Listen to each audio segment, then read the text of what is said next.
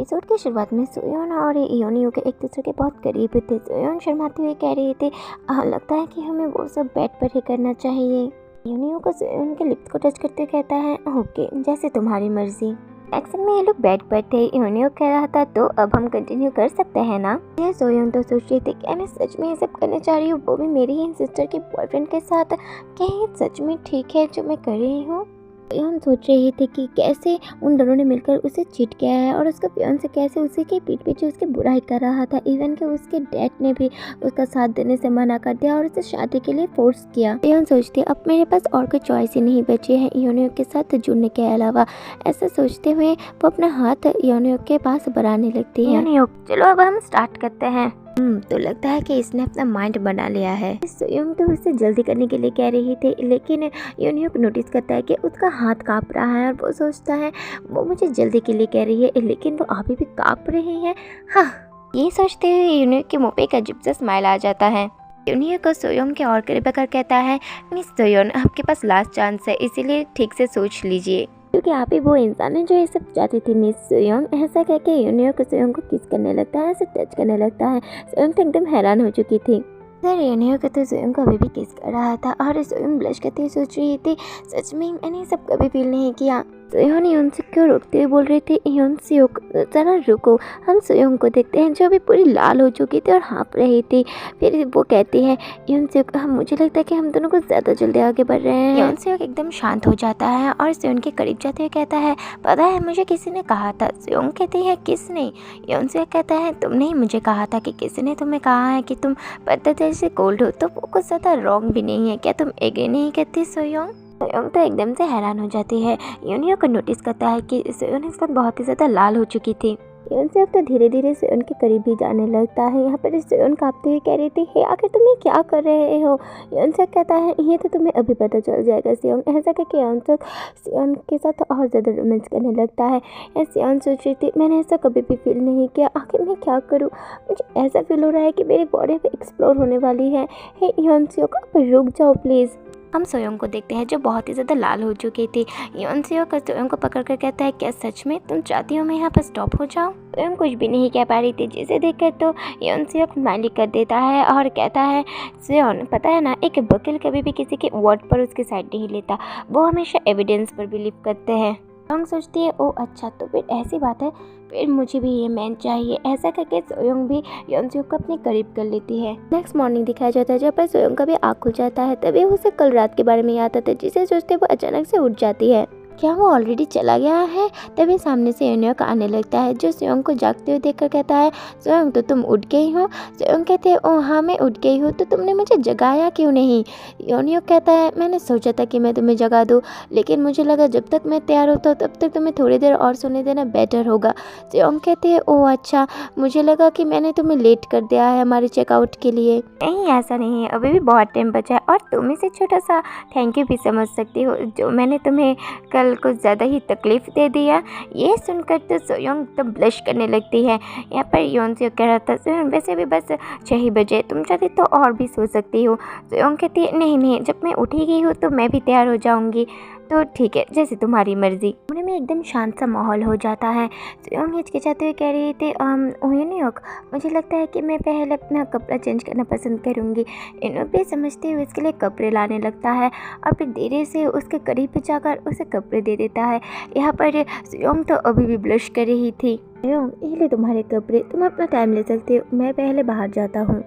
योनियोक सुनो, अब जब तुमने कॉन्फर्म कर ही लिया है कि मैं एक्ट कर सकती हूँ, तो फिर मुझे कांटेक्ट करना अगर मेरा ऑफ़र तुम्हें एक्सेप्ट करना है तो। हाँ सच में ये काफ़ी कमाल की लड़की है। हाँ ज़रूर, और तुम सेफली घर वापस जाना। नेक्स्ट सीन दिखाया जाता है जहाँ पर डोंग सियोक के फाइल को इन्वेस्टिगेशन करते हुए इंसेक सोच रहा था, आखिर सोयोन के साथ इस जैसे लूजर का कैसे पाला पड़ा। योन सियोक, आज तुम क्या इन्वेस्टिगेशन कर रहे हो, क्या तुम्हारा इन्वेस्टिगेशन डोंगुन ग्रुप से भी जुड़ा हुआ है। ऐसा नहीं है।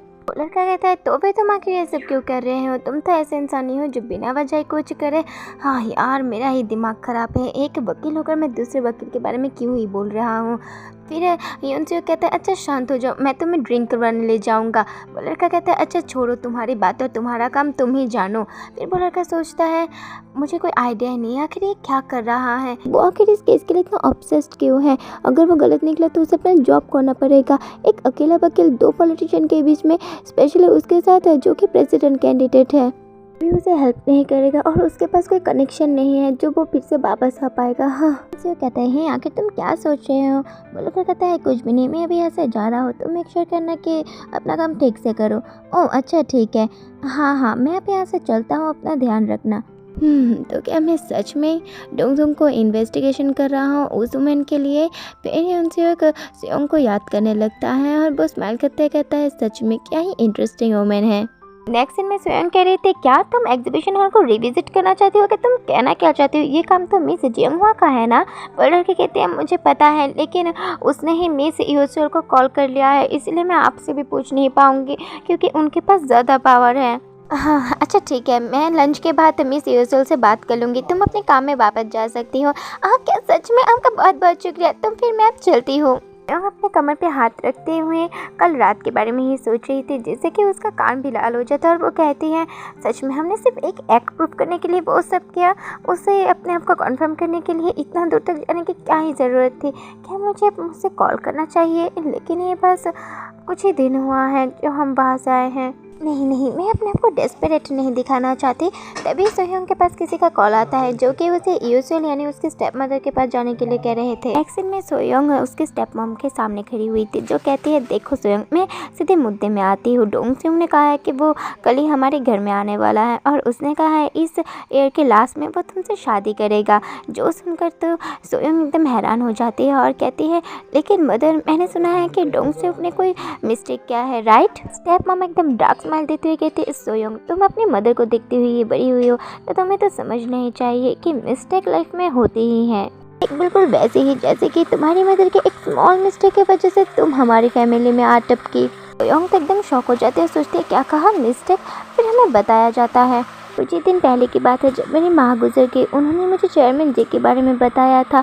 29 साल पहले की बात है। हम सोह्योंग के मॉम को देखते हैं जिसे किसी ने बुलाया था और ये थे चेयरमैन जी जिन्होंने उसे फ्लावर देकर प्रपोज किया था। सोह्योंग के मॉम उस समय बस एक एम्प्लॉय थे, इसलिए उन्होंने उसे ये कहकर मना कर दिया था कि वो एंगेज है और वो लोग बिल्कुल भी मैच नहीं खाते। तभी चेयरमैन जी उन्हें रुकते कहते हैं कि वो एंगेजमेंट को तोड़ देंगे और उन्हें बस अपने लव को प्रूव करने के लिए एक चांस चाहिए। उनके सिंसियरिटी को देखकर सोह्योंग की मॉम भी मान चुकी थी, लेकिन जब टाइम आया तब चेयरमैन जी ने एंगेजमेंट को तोड़ने के लिए मना कर दिया, ये कहकर के ये एंगेजमेंट उनकी फैमिली के काफ़ी ज़रूरत है। लेकिन तब तक वो प्रेग्नेंट हो चुकी थी और वो उनके बच्चे के लिए बेग कर रही थी कि वो मैरिज ना करे, जिसे सुनकर तो चेयरमैन जी एकदम नाराज़ हो जाते हैं और उनके ऊपर हाथ ही उठा देते हैं। और ये वही टाइम था जब चेयरमैन जी का असली रूप उन्होंने देखा था। चेयरमैन जी तो उन्हें ही ब्लेम करने लगते ये कहकर कि वो उनके लाइफ को बर्बाद करना चाहती है, बेबी के बहाने से वो फोर्सफुली उनसे शादी करना चाहते हैं। वो ये भी कहते हैं कि अगर वो पढ़ना चाहती है तो वो पढ़ सकती है, लेकिन उन्हें इस बेबी को ही मारना पड़ेगा। लेकिन सोह्योंग की मॉम ने अपने बेबी को ही चूज़ किया। सोह्योंग सोचती है अगर वो चाहती तो अपने बेबी को हटा के अपनी लाइफ अच्छे से जी सकती थी, लेकिन उन्होंने अपने आप को सेक्रीफाइस करके उसे रेस करना चूज़ किया। तो फिर मेरी एग्जिस्टेंस कोई मिस्टेक नहीं हो सकती। आप आखिर हमारी कॉन्वर्सेशन में मेरी मदर को क्यों ला रही हैं? क्योंकि मैं बस बैठी थी कहीं तुम भी अपनी मदर की तरह कोई फूलिश चीज़ ना कर लो। लेकिन डोंट वरी, जब तक तुम हमारी फैमिली में हो तब तक मैं अपनी मदर की ड्यूटी को बहुत अच्छे से पूरी करूँगी, समझ गई ना। और हाँ सोह्योंग, मैं कुछ ही दिनों में डोंगसो के साथ तुम्हारा एक डिनर फिक्स करने वाली हूँ। मैं श्योर हूँ कि डोंगसो सब कुछ हैंडल कर लेगा, तो तुम मेक श्योर करना कि तुम उसके साथ ही रहो। ओह मेरा भी अब टाइम हो गया है। सोह्योंग, मैं ये सब कुछ इसलिए ही कर रही हूँ क्योंकि मैं तुम्हें अपनी बेटी जैसे समझती हूँ। तुम चिंता मत करो, तुम्हें उसके साथ हमेशा शादी में रहने की कोई ज़रूरत नहीं है। बस एक बच्चा कर लेना और फिर डिवोर्स करने में मैं तुम्हारी हेल्प करूँगी। वो और कड़वी बात करते हुए कहती है सोह्योंग मेरे बच्चे, अगर तुम्हें कहा ही ऐसी स्टेप मॉम मिलेगी जो कि अपने बच्चे के बारे में इतना सोचती है, ये फैमिली में मैं ही हूँ जो तुम्हारे लिए इतना करती है, क्यों तुम्हें तो पता ही है ना सोह्योंग। सोह्योंग सोचती है यही वो बातें हैं जो मैं सच में ही समझती थी बहुत लविंग और केयरिंग है, लेकिन मैं अब इन चीज़ों में और नहीं बसने वाली। ये कहकर सोह्योंग अपना हाथ रखते हुए कहती है मदर, इवन आप कुछ भी कह ले ये फैक्ट नहीं चेंज करेगा कि जो होना था वो हो गया है। ये मैरिज ऑलरेडी ख़त्म हो गया है। क्या कहा? आखिर तुम कहना क्या चाहती हो? वैसे मुझे लगता है कि आपको ये सब डोंग सेओक से ही डायरेक्टली सुनना चाहिए। अगर मुझसे आपका और कोई काम नहीं है तो फिर मैं चलती हूँ। ऐसा कह के स्विंग वहाँ से चली जाती है और पीछे से तो ये स्टेप मॉम बहुत ही ज़्यादा जल भून रही थी। नेक्स्ट सीन क्लब का दिखाया जाता है जहाँ पर सोयोंग अपने दोस्त से मिलती है जिसका नाम है मोआ। सोयोंग कहती है, हे काफ़ी टाइम हो गया हमें मिले हुए, तुम कैसी हो? मोआ कहते हैं, हाँ मैं भी अच्छी ही हूँ। सोयोंग कहते हैं, काफ़ी रेयर है कि हम ऐसे मिलते हैं क्योंकि तुम काफ़ी बिजी रहती हो। मोआ कहते हैं, क्या सच में ये तुम हो जो बिजी रहती हो? कभी वर्क करती हो तो कभी डेट पर जाती हो। सोयोंग हिचकिचाते हुए अपने पास को याद करने लगती है कि जब भी वो अपने दोस्तों के साथ होते हैं तभी डोयोंग अक्सर उसे कॉल करता था और उसे उसके फ्रेंड से बात करने के लिए कहता था। हाँ वो बिल्कुल सही कह रही है, काफ़ी लंबा टाइम हो गया जब मैं अपने किसी दोस्त से ऐसे मिल रही हूँ। हे सोयोंग क्या बात है, क्या सब कुछ ठीक है? ओह हाँ हाँ सब कुछ ठीक है। तभी मोआ उसे पकड़ते हुए कहते, बिल्कुल भी नहीं, कुछ भी ठीक नहीं है। तुम्हारा मुँह इतना फीका फीका क्यों लग रहा है? क्या तुम्हें कुछ बॉदर कर रहा है? सोयोंग तो मना करने लगती है लेकिन मोआ कहती है, तुम चुप हो जाओ, सब पता चल रहा है तुम झूठ बोल रही हो। अगर कुछ भी हो तो तुम मुझे बोलो, मैं सब कुछ देख लूँगी। सोयोंग तो एकदम इमोशनल हो जाती है और कहती है, मोआ असल में बात यह है कि डोंग सेओक ने मेरी बहन के साथ मिलकर मुझे चीट किया है। मोआ तो ये सब सुनकर एकदम ही गुस्सा हो जाते हैं और कहते हैं, क्या सच में? वो शैतान गधा कहीं का, मैं उसे मार ही डालूंगी। हे सोयोंग क्या तुम कुछ नहीं करने वाली? तुम्हें रिवेंज लेना चाहिए। क्या कहा रिवेंज? हे मोआ अगर तुम्हें रिवेंज लेना होता तो तुम कैसे लेती? हाँ इसमें सोचने वाली क्या बात है, ये एक ऑब्वियस आंसर है, तुम्हें नायोंग के बॉयफ्रेंड को चुरा लेना चाहिए। उसकी ये बात सुनकर तो सोयोंग एकदम हैरान हो जाती है और स्माइल करती हुई सोचती है, आई गेस हमारे फ्रेंड्स होने का एक रीज़न है। ये आखिर तुम हंस के रही हो? मैं बिल्कुल सीरियस हूँ। नायोन की तरह लड़कियाँ ना अट्रैक्टिव मैन के पीछे पागल होते हैं। मैं तुम्हें बता रही हूँ वो उसके लिए अट्रैक्ट है। अभी सही मौका है, तुम उसे अपने लिए ले लो। तुम्हारे पास पॉइंट तो है। क्या मुझे मोआ को बताना चाहिए कि मैंने ऑलरेडी ट्राई किया है? तभी सोयोंग सुनती है कि पीछे से लड़कियाँ कह रही थी, देखो ना वो हैंडसम लड़का अभी अभी आया है। हम देखते हैं ये हैंडसम लड़का और कोई नहीं, हमारा यूनियोक है। यूनियोक आखिर वो यहाँ पर क्या कर रहा है?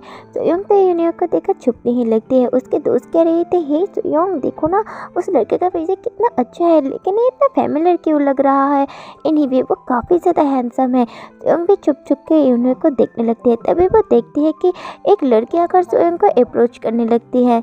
लगता है कि वो ट्रबल में है, क्या मुझे उसकी हेल्प करना चाहिए? इवन अगर वो मेरे प्रपोजल एक्सेप्ट ना भी करे, मैं तो खुद से थोड़ी बहुत कोशिश कर ही सकती हूँ ना। ऐसा सोचते हुए सोयोंग वहाँ से उठ जाती है। उसके दोस्त कह रहे थे, हे सोयोंग आखिर तुम क्या कर रही हो? हम सोयोंग को देखते जो कभी स्वैग के साथ आगे बढ़ रही थी। इधर तो अभी भी वो लड़की यूनियोक से उसका नंबर ही मांग रही थी। यूनियोक कहता है, देखो मेरे पास एक गर्लफ्रेंड है। वो लड़की तो अभी भी नखरे दिखाते हुए कह रहे थे, देखो झूठ मत बोलो, तुम्हारे पास तो कोई रिंग भी नहीं है। यूनियोक परेशान होते हुए कहता है, इससे तुम्हें कोई मतलब नहीं है। तभी पीछे से सोयोंग यूनियोक को बुलाती है। सॉरी तुम्हें कभी लॉन्ग वेट करना पड़ा। ये तुम किससे बात कर रही हो? क्या ये कोई वेट्रेस है? ये बात सुनकर तो ये लड़की एकदम से हिल जाती है। यूनिक भी स्माइल करते हुए सोच रहा था, सच में क्या ही टाइमिंग है इसकी। वो लड़की कुछ कहने ही वाले थे तभी यूनिक कहता है, नहीं मैं इसे नहीं जानता, तुम्हारा मीटिंग कैसा रहा? यूनिक सोयोंग कहते हैं, ओह हाँ वो अच्छा ही था, देरी के लिए माफ़ करना। इन दोनों में इतना प्यार देखकर वो लड़की तो एकदम से जल भुन जाती है। यूनिक तो अभी भी स्माइल कर रहा था। फिर वो कहता है, क्या अब हमें जाना चाहिए? सोयोंग कहते हैं, ओह हाँ ज़रूर। तभी वो एक नज़र अपने दोस्त की तरफ देखती है जो उसे बाद में कॉल के लिए कहती है। नेक्स्ट सीन दिखाया जाता है जहाँ ये दोनों एक साथ चल रहे थे। यूनिक ने अभी भी सोयोंग का हाथ पकड़ा हुआ था। फिर वो हाथ छूते कहते हैं, मुझे माफ़ करना, क्या तुम अनकम्फर्टेबल हो? सोयोंग अपना हाथ लेते हुए कहती है, ये सब छोड़ो, क्या तुम्हें मुझे और कुछ नहीं कहना? यूनिक कहता है, क्या कहना है? शुक्रिया जो तुमने पहले मुझे मदद की है। सोयोंग कहते हैं, मैं ये नहीं कहना चाहती थी, चलो छोड़ो, मुझे मेरा बैग दे दो। तो इन द एंड ये नो ही है, तो मुझे नहीं लगता उसके साथ रिबॉन्ड होने का मेरे पास और कोई रीज़न है। तभी पीछे से यूनिक उसे रोकते कहता है, हे रुक जाओ, अगर हम यहाँ तक आ गए हैं तो मेरे साथ थोड़ी देर और रह जाओ, हमारे पास और भी बात करने के लिए बहुत कुछ है, क्यों है ना? नेक्स्ट सीन में ये लोग एक दूसरे के आमने सामने बैठे हुए थे। यूनिक बहुत मज़े से अपना आइसक्रीम एंजॉय कर रहा था। सोयोंग बस उसे देख रही थी। फिर कहते हैं, हे यूनिक तुम्हें तो मुझे कुछ कहना था ना? यूनिक कहता है, ओह हाँ कहना तो है। सोयोंग कहते हैं, किस बारे में? मैंने जो प्रपोजल दिया था इस बारे में ही ना? फिर यूनिक कहता है, ओह हाँ, अगर इस बारे में सोचो तो तुम्हारा जो एक्ट था उसमें कोई कुछ गलती भी नहीं थी और तुम काफ़ी स्किल लग रही थी। ये सुनकर तो सोयोंग एकदम ब्लश ही करने लगती है। फिर यूनिक कहता है, लेकिन यहाँ पर एक प्रॉब्लम है, अगर मैं तुम्हारे प्रपोजल को एक्सेप्ट कर भी लूँ, यहाँ पर मेरे लिए काफ़ी रिस्क बनता है।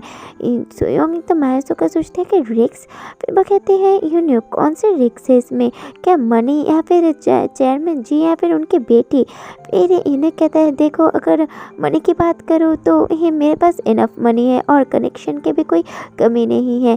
फिर सोयोंग कहते हैं तो फिर आखिर तुम रायन को डेट ही क्यों कर रहे हो।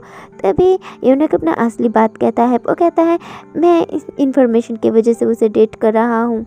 योंग तो एकदम शांत होकर उसे देखने लगती है और कहती है अगर तुम्हें इन्फॉर्मेशन ही चाहिए तो जिस तरह की भी इन्फॉर्मेशन हो, नायन से मैं बहुत बेटर हूँ उसे कवर करने के लिए। इवन कि अगर हमारी फैमिली के बारे में भी ये है तो मैं ये भी कर सकती हूँ।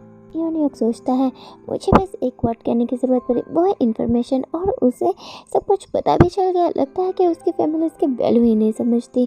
लगता है कि उसकी बदौलत अब चीज़ें मेरे लिए बहुत ही ज़्यादा ईजी हो जाएंगी। नेक्स्ट सीन दिखाया जाता है जहाँ पर यूनिक कहीं जा रहा था और एक तस्वीर को देखते कहता है कि मिनगी तुम कैसे हो, बहुत टाइम बाद मिले हैं।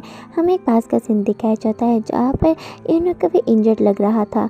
हम देखते हैं कि उसके सामने एक और लड़का इंजर्ड था। यूनिक उसके लिए भी काफ़ी बड़ी लग रहा था, लेकिन वो इतना इंजर्ड था कि वो उसका कुछ हेल्प नहीं कर पाया। बस उनका सीन दिखाया जाता है जहाँ पर वो कह रहा था माफ़ करना मैं यहाँ पर लेट करके आ रहा हूँ क्योंकि इन दिनों मैं काफ़ी बिजी जा रहा हूँ और जो गिफ्ट मैंने प्रॉमिस किया था मुझे लगता है कि वो बहुत जल्दी पूरा होने वाला है। यूनिक सोयोंग के बारे में याद करने लगता है कि उसने कहा था कि बहुत सी इन्फॉर्मेशन देने में मदद करेगी और अगर वो नयन को देखना चाहता है तो वो देख सकता है। उसे बस डोंगसो को से अकेला छोड़ते इसे मेक श्योर करना होगा। ओंगयोंग चेयरमैन जी की इलिजिमेटेड डॉटर है और ऐसा लगता है कि फैमिली में उसे नेगलेक्ट किया जाता है। और रिपोर्ट में ये था कि वो अपनी मम के साथ अलग प्लेस में रहते थे। इवन जब उसकी मम बीमार थी तब उसके पापा उसे देखने भी नहीं गए, तो इवेंचुअली उसके दिल में उनके लिए नफरत ही होगी। ऑफ कोर्स इसका मतलब ये नहीं है कि मैं इसे कम्प्लीटली ट्रस्ट करता हूँ, ये बस ऐसा है कि जो भी मैंने उससे मांगा है इसके बदले उसकी डिमांड काफ़ी ज़्यादा सिंपल है, तो मेरे पास खोने के लिए ज़्यादा कुछ बड़ा नहीं है। और अगर चीज़ें गलत भी गए तो वो बस मेरा एक कार्ड है जिसे मैं फेंक दूँगा। उनसे याद करने लगता है कि कैसे सोयोंग ने उसे डेट करने के लिए प्रपोज किया था। हाँ, वो बस एक कार्ड है जिसे मैं बाद में बाहर फेंक दूँगा, तो ये सब कुछ ठीक ही है। नेक्स्ट सीन सोयोंग का देखते हैं। सोयोंग कहीं जाते हुए सोच रही थी मैंने कभी नहीं सोचा था कि मैं कभी यहाँ पर भी आऊँगी, वो भी किसी ऐसी वजह से। ऐसे सोचते हैं वो किसी की तरफ देख रही थी। हम देखते हैं ये तो यूनसूक है। ये दोनों तो एक दूसरे को ही देखने लगते हैं। तभी यूनसूक सोयोंग के पास जाकर उसका बैग लेते हुए कहता है हे तुम्हारा बैग आकर इतना हैवी क्यों है। सोयोंग कहती है अरे मेरा बैग मुझे दो, मैं इसे कैरी कर लूँगी। लेकिन यूनसूक तो वहाँ से जाने लगता है, कहता है नहीं नहीं ये सब छोड़ो, अब हम चलते हैं। हे सोयोंग रिकॉर्डिंग की जो बात है आज मैं ही रिकॉर्ड करूँगा। सोयोंग थोड़ी हैरान होकर कहती है हाँ आखिर तुम कहना क्या चाहते हो। यूनिक कहता है देखो हम जो कर रहे हैं वो एक कॉन्ट्रैक्ट की तरह ही है, तो उसे डॉक्यूमेंट कर रखना तो ज़रूरी है ना। नेक्स्ट सीन में ये लोग एक दूसरे के सामने बैठे हुए थे। यूनिक कहता है मिस सियोन अगर आपको कुछ ऑर्डर करना है आप बता दीजिए। सियोन कहते हैं नहीं मेरा कोई ऐसे रिक्वायरमेंट तो नहीं है। फिर यूनिक कहता है तो फिर मैं खुद ही हम दोनों के लिए ऑर्डर कर लेता हूँ। फिर वो वेटर को बुलाकर ऑर्डर देने लगता है कि देखो हमारे लिए मैगी जलेबी फफड़े ये सब ले आओ। मैं मजाक कर रही थी, मुद्दे की बात में रहता है। इन्हें कहता है सियोंग मैं हम दोनों के लिए चीज़ों को काफ़ी सिंपल कर दूंगा। फिर वो अपना फ़ोन निकालते हुए कहता है देखो जब तक मेल नहीं आता तब तक मैं रिकॉर्ड करूंगा, इसीलिए कुछ भी आंसर देने से पहले बिल्कुल सोच समझ लेना क्योंकि तुम्हें नहीं पता कि ये कब कैसे यूज़ हो सकता है। तो फिर मैं अब स्टार्ट करता हूँ। मिस सोयोंग मुझे बताइए आखिर आपने आज हमें मिलने के लिए क्यों बुलाया है।